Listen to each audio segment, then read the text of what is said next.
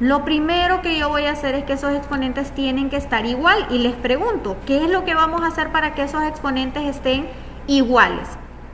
Los tenemos que convertir, ¿verdad? Muy bien, podemos convertirlos moviendo lo que es el punto decimal. Por facilidad siempre vamos a convertir lo que es el exponente menor al exponente mayor. ¿Cuál es menor aquí? ¿Negativo 1 o 2? Negativo 1. Negativo 1, entonces yo voy a hacer algo aquí abajito, miren, y vamos a decir que el negativo 1, yo lo quiero convertir, vamos a hacer como si fuera una suma, ¿a qué exponente? Al exponente 2.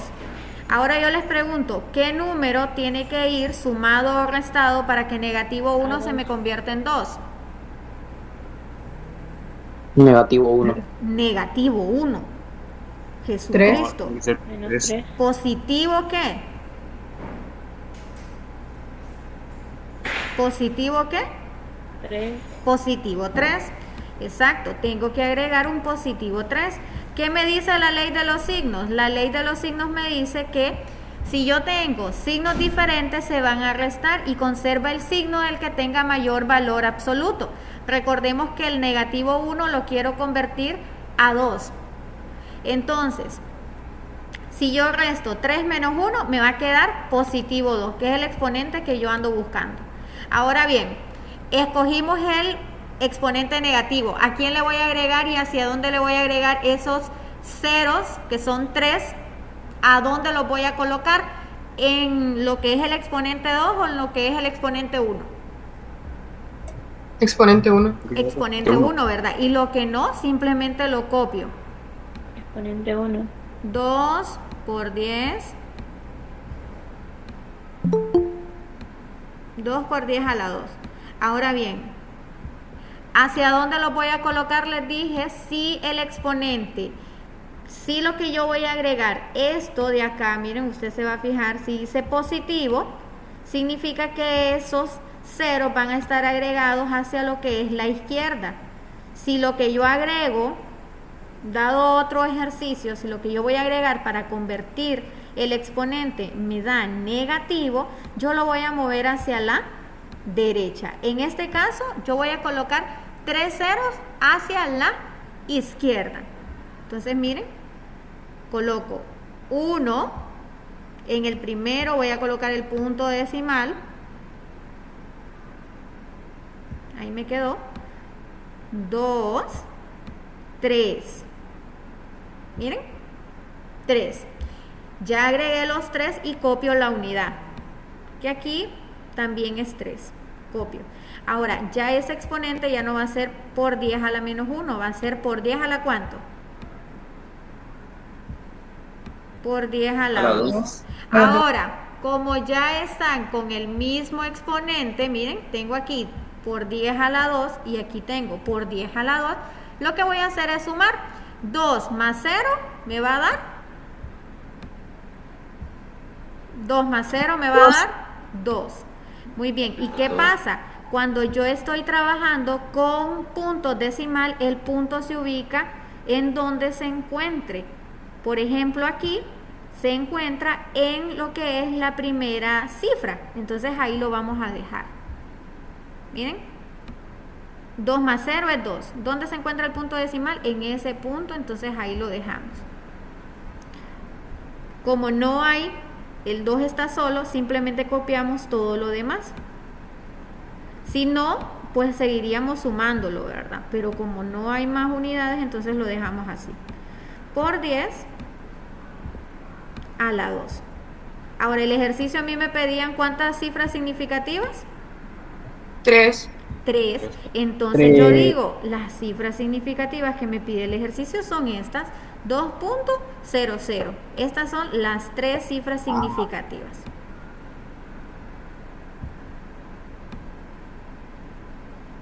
Esas son las 3 cifras significativas.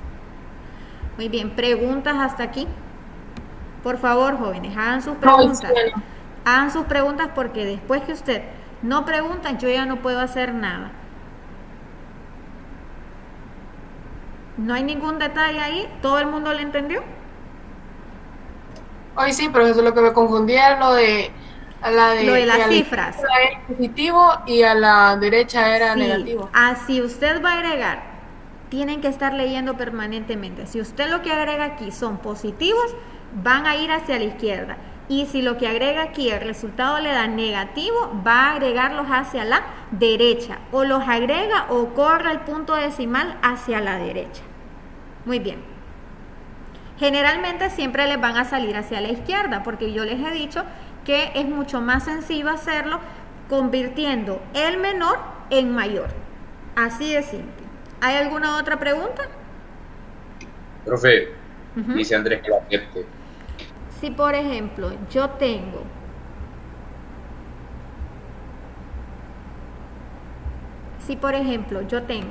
esta unidad, todos ahí escribiendo, este va a ser un 2, ¿verdad?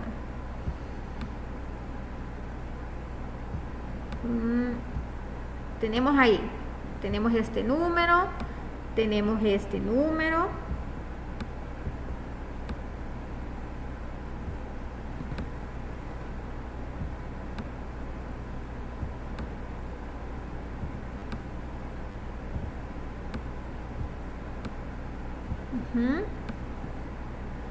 Tenemos este número.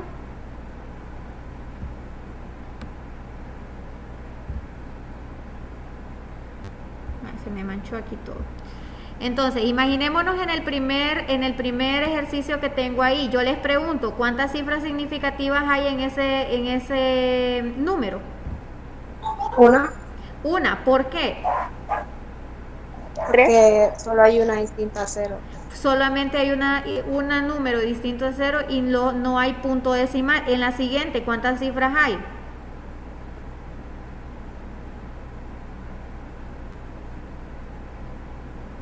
2. Vamos a ver. Miren bien, observen bien, apliquen las reglas que hemos aprendido. ¿Cuántas cifras significativas hay 4, porque hay punto decimal. Hay 4, ¿verdad? Porque hay punto decimal y la regla me dice que el punto decimal me vuelve significativas todas esas unidades. Vamos a ver ahora aquí. Profe, para que hayan 4 no importa dónde vaya el punto, ¿verdad? No, para que hayan 4 no importaría. Vamos a hacer un ejemplo un tanto diferente. Tenemos aquí, miren, tenemos esto. ¿Cuántas cifras significativas habría en ese ejercicio? 3. Serían 3. Miren, aquí hay 3, aquí hay 4 y aquí solamente hay una. ¿Qué es lo que usted se debe fijar? Se debe fijar que cuando a usted le diga un ejercicio no exista un punto decimal y les pida tantas unidades habiendo ceros, usted tiene que saber que en esa unidad los ceros que no lleven punto decimal o no lleven una barra en la parte de arriba significa que no son significativos. Muy bien, bueno, esperando que ya les haya quedado un poco más claro la cuestión, les pregunto a todos, vuelvan a hacer entonces el ejercicio hasta que les den las cantidades que corresponden, ¿verdad? Y lo dejan evidenciado ahí en su cuaderno. Díganme. Profe, yo tengo una pregunta. En eso de notación científica, usted dijo que era más fácil a veces convertir las cifras más pequeñas en las más grandes. Ajá. Pero a veces a mí por lo menos se me resulta más fácil convertirla a la menor. Así cuando el exponente mayor tiene signo negativo, se me resulta más fácil convertirlo en el menor. Bueno, pero siempre se hace el mismo proceso.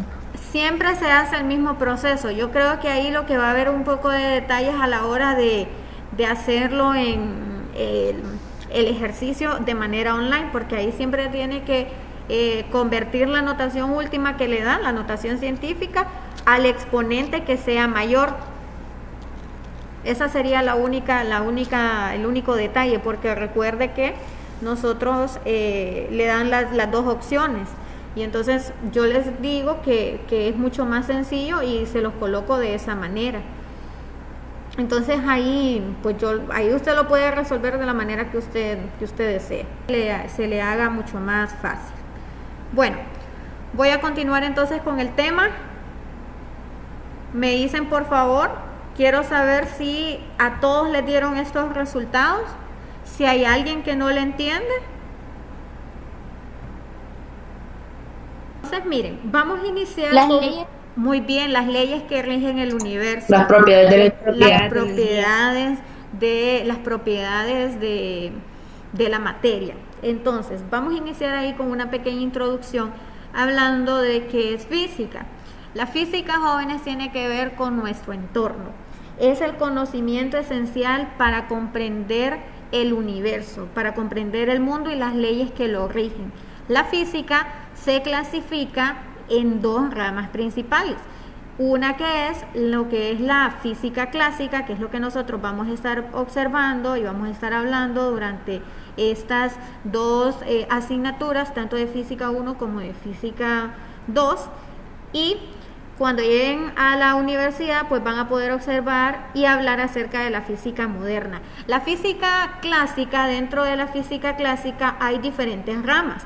Una que es la mecánica, que estudia el movimiento; la óptica, que se encarga del estudio de la luz; la acústica, que se encarga del estudio del sonido; el electromagnetismo, que se encarga del estudio de lo que es el electromagnetismo de la Tierra; la termodinámica, que estudia las leyes de la termodinámica y la temperatura. Y vamos a centrarnos en esta, que es la física mecánica. ¿Qué estudia la física mecánica? Pues estudia el movimiento de los cuerpos a través de una subrama llamada dinámica. ¿Sí? Muy bien. También la mecánica se subdivide en la estática, que es la física que se encarga del estudio de los cuerpos cuando estos permanecen en reposo, y la cinemática, que se encarga del estudio de lo que es el movimiento de los cuerpos. Muy bien por ahí.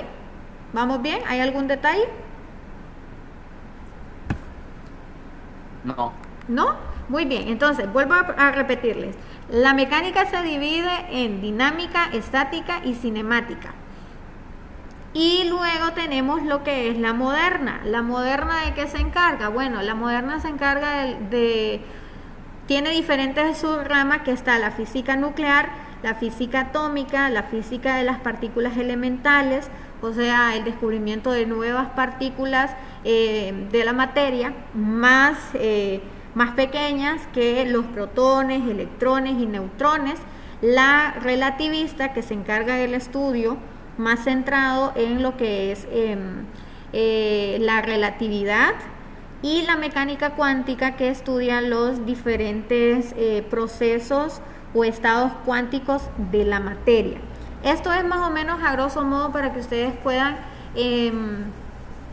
ir ya relacionando cada una de estas ramas. No sé si hay alguna pregunta por ahí. ¿Cuál es la rama de la física que vamos a estudiar en estas dos asignaturas? La mecánica. La mecánica, ¿verdad? Muy bien, la mecánica. Bueno, ahora lo que vamos a hacer, me voy a salir por de acá y vamos a ver un pequeño videíto para que ustedes observen cuál ha sido el aporte de los científicos o de grandes físicos a lo que es la física. Muy bien.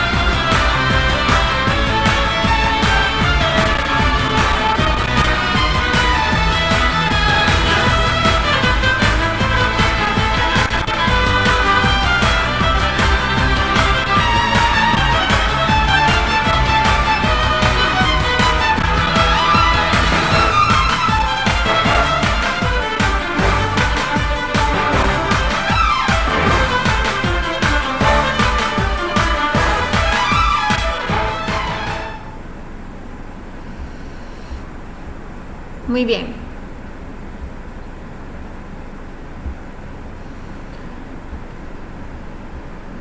Ahora bien, jóvenes, lo que vamos a hacer es que quiero que hablemos acerca de 5 físicos que hayan considerado más importantes con sus respectivos aportes.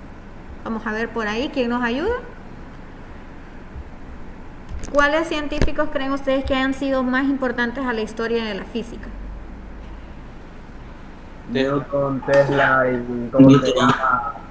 Newton, Albert Einstein, Nicolás Tesla, dijeron por ahí. Franklin también, el estufa que inventó la estufa. Benjamin Franklin, ¿verdad? Muy bien. ¿Qué otro? Falta uno. El del péndulo, no me acuerdo cómo se llamaba. Isaac Newton.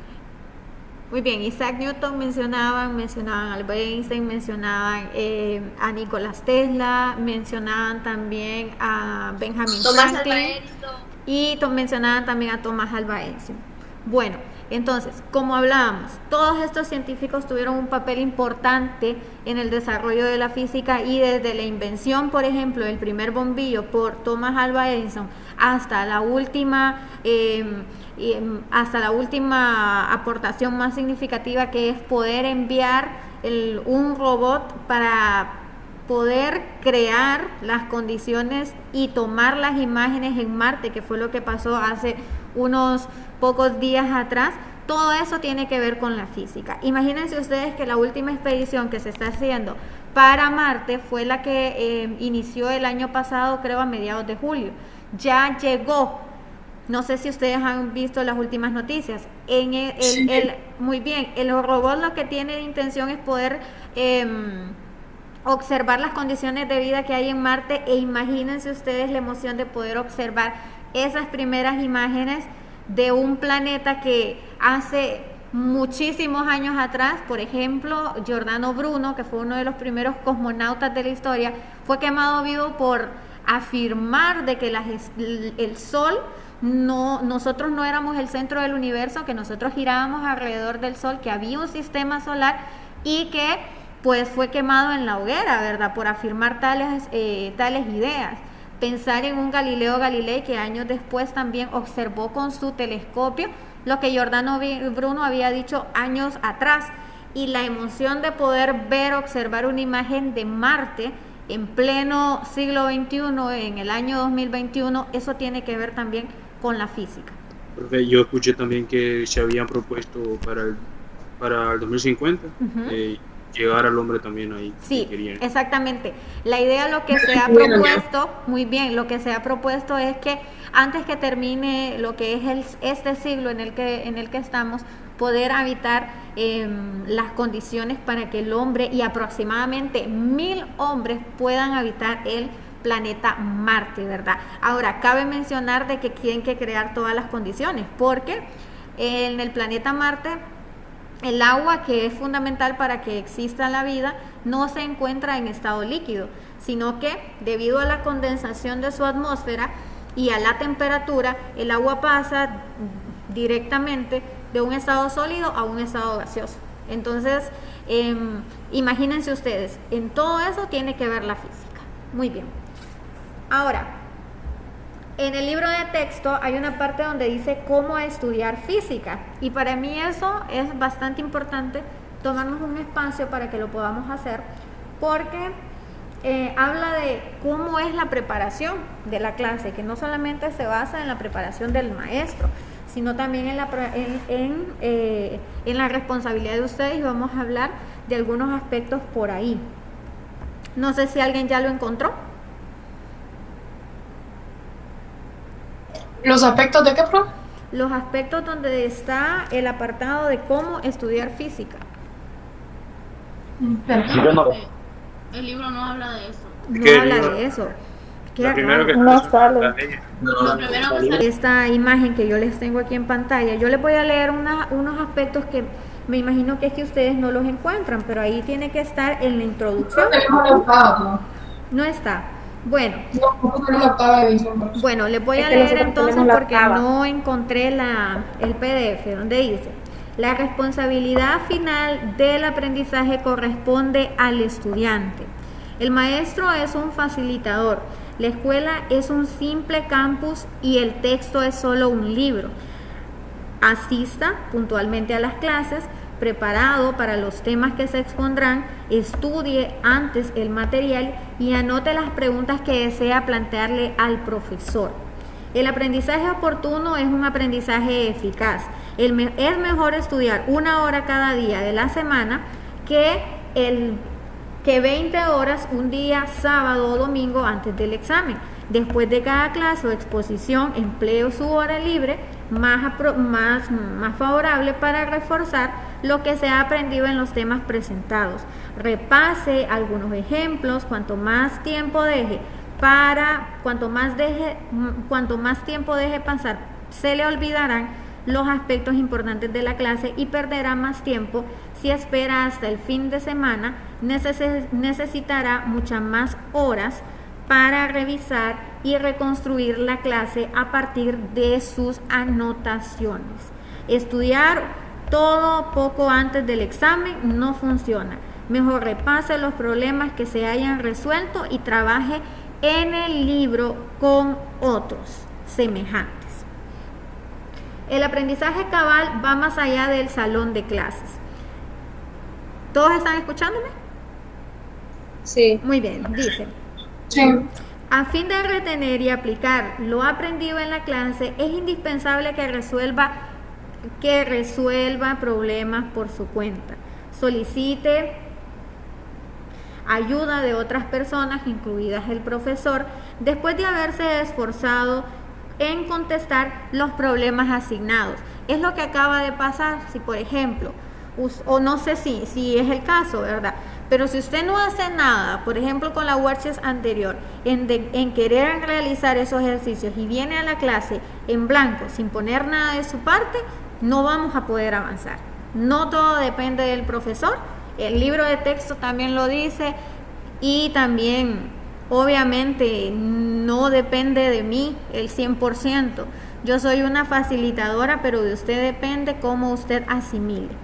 Si usted no estudia, si usted no repasa, pues no vamos a estar en nada, ¿verdad? La clase no es que es impasable, no, la clase es súper fácil, pero si usted tiene una dificultad, pues tiene que ir repasando, no solamente cuando llega el final del parcial o cuando ya se da el final del tema, sino que durante todo el proceso. Dice: no hay sustituto para su participación activa en el pensamiento y en los procedimientos necesarios para resolver un problema.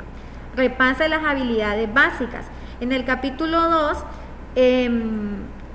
sobre matemáticas y sobre matemáticas técnicas, destaca la habilidad que tal vez estén tanto débiles, pero que se pueden pulir, que es lo que hemos estado haciendo, ¿verdad? Asegúrese que entiendan bien esos temas. Por eso es bien importante que usted vaya diciendo cuando no le entiende a algo.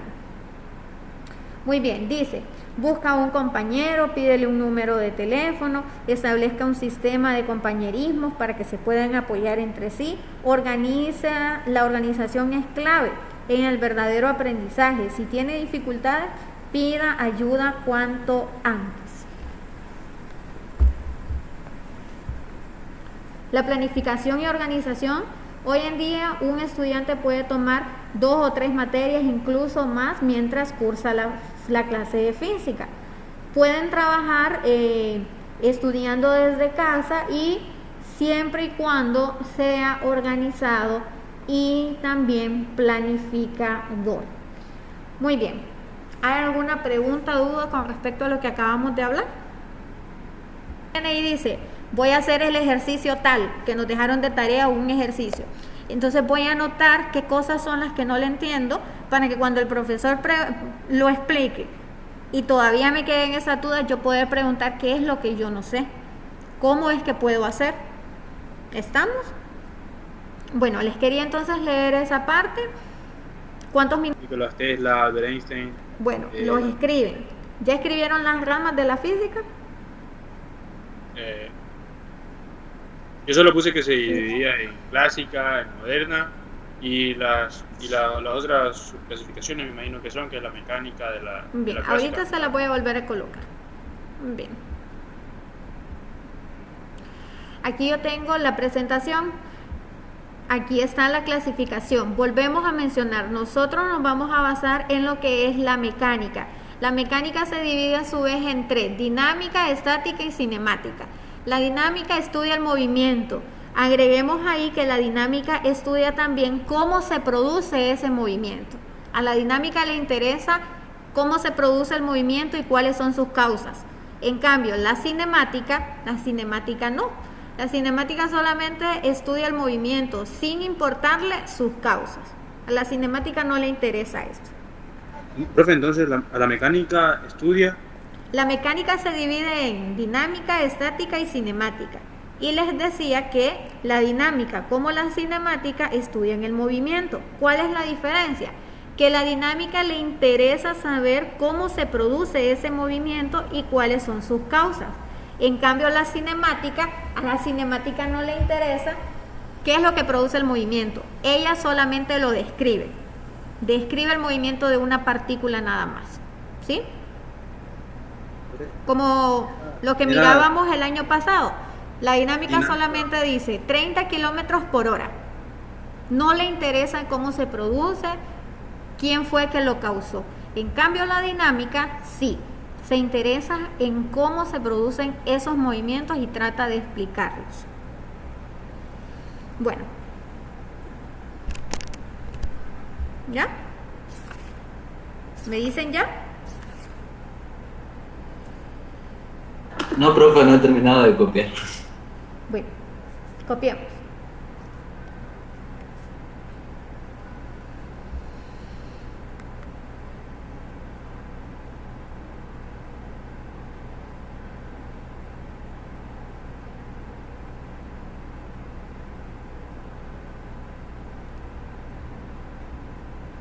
Hablar entonces de lo siguiente.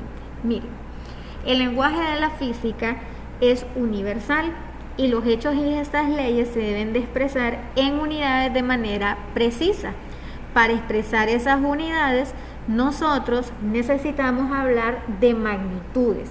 Y escriben ahí magnitudes. ¿Qué es una magnitud? Es una cantidad física que se define por un número y una unidad. Magnitudes es una cantidad física que se define por un número y una unidad. Ahora bien, vamos a ir desglosando un poco cuáles son los tipos de magnitudes físicas. Las magnitudes físicas se clasifican en dos. Unas que son magnitudes escalares y unas que son magnitudes vectoriales. ¿Cuál es la diferencia entre una magnitud escalar y una vectorial? Las magnitudes escalares solamente están definidas por un número y una unidad. Por ejemplo, la temperatura, por ejemplo, el día de hoy está aproximadamente a unos 30 grados centígrados. Solamente nos describe un número y una unidad, no nos dice nada más. En cambio, cuando yo hablo de una magnitud vectorial, son aquellas que además del número y la unidad nos indican una dirección. Por ejemplo, tenemos ahí la velocidad y también la aceleración. La diferencia principal entre escalares y vectoriales es que la magnitud vectorial tiene una dirección y tiene un sentido. ¿Vamos bien hasta ahí? Sí, profe, pero disculpen, la primera dice magnitud de la cantidad física que...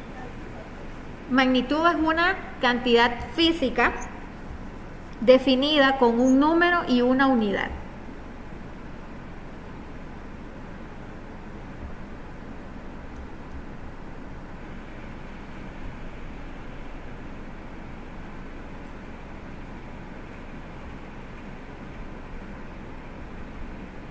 Muy bien. ¿Definida por? Un número y una cantidad. Por un número y una unidad.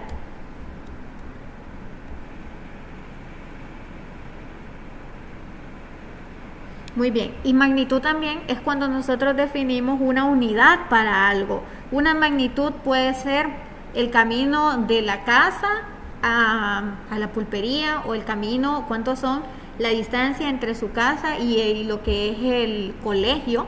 Esas son magnitudes. Magnitud también es cuál es su tamaño. O sea, nosotros constantemente para poder describir los fenómenos físicos necesitamos mediciones, y esas mediciones son expresadas a través de magnitudes físicas, que a las cuales se les atribuye un número y una unidad. Muy bien, vamos entonces con la siguiente. Ahora, el detalle es de que hace mucho tiempo habían definiciones de magnitudes y habían un sinnúmero de unidades. ¿Qué fue lo que pasó? Se tuvo que establecer un sistema internacional de medidas porque en aquel entonces, antes de 1960, habían sistemas de unidades por doquier. Estaba el sistema inglés, estaba el sistema métrico y pues cada país, por así decirlo, definía cuáles eran sus unidades de medida. Y por lo tanto, escriben ustedes ahí que en el año de 1960,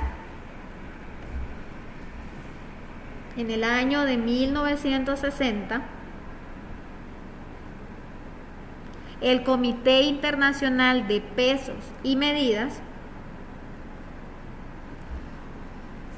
en 1960, de pesos y medidas, el Comité Internacional de Pesos y Medidas, en el año de 1960, establecen un sistema estándar,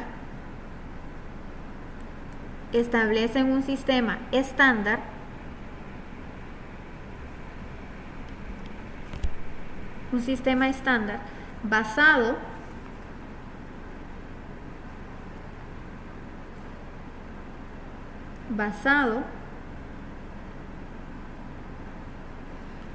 en 7 unidades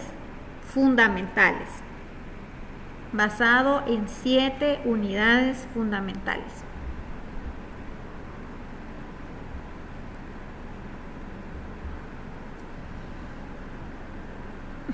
Muy bien. Entonces, cuando se establece el sistema internacional por medio del Comité Internacional de Pesas y Medidas, establecen una clasificación según su origen de las magnitudes.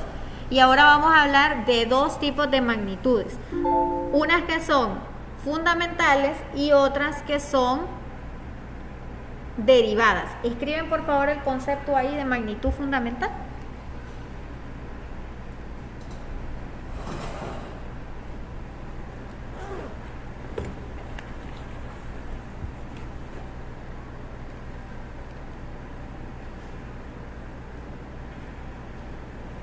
Para el concepto de magnitud fundamental, profe.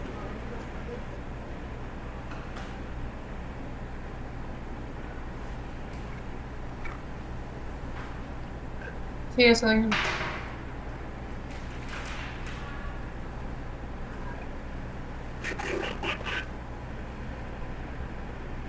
Nacional, que son independientes y servirán de base para deducir las demás magnitudes físicas, y son 7.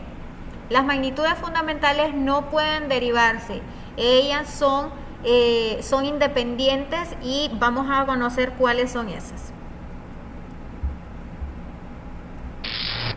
Miren, aquí tenemos las magnitudes fundamentales, aquí está la magnitud, la unidad y el símbolo. Dígame. No aparece todavía. Tenemos el símbolo. De magnitud, ¿qué es lo que vamos a medir? Vamos a medir la longitud, vamos a medir masa, medimos tiempo, medimos también la intensidad de la corriente eléctrica, medimos la temperatura, la cantidad de sustancia y la intensidad luminosa. ¿Cuál es la unidad fundamental según el sistema internacional? De la longitud va a ser el metro. ¿Cuál va a ser el símbolo? M. De la masa, la unidad que mide el sistema internacional es el kilogramo. ¿Cuál va a ser el símbolo? kg. No tenemos que confundir aquí. Siempre la primera unidad pues es escrita en mayúscula y la segunda en minúscula, ¿verdad? El tiempo, la unidad según el sistema internacional es el segundo. La intensidad de corriente eléctrica es el amperio. el símbolo es una A mayúscula. La temperatura se mide en Kelvin, no grados Kelvin. Recordemos que Kelvin no se mide en unidad de grados, sino que simplemente Kelvin. Este es el símbolo, que es una K. Cantidad de sustancia, la unidad es mol. El símbolo es mol y la intensidad luminosa, que es la candela, y su símbolo es CD. Esas son las unidades fundamentales.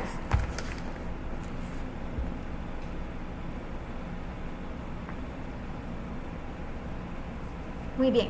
Y estas unidades, su valor fue, pues es estándar y es utilizado a nivel mundial. Sí, soy la única que le... De las unidades fundamentales,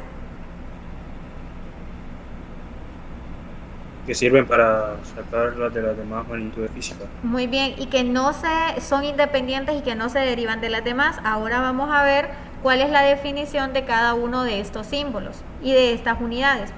Vamos a construir o vamos a leer la definición de metro.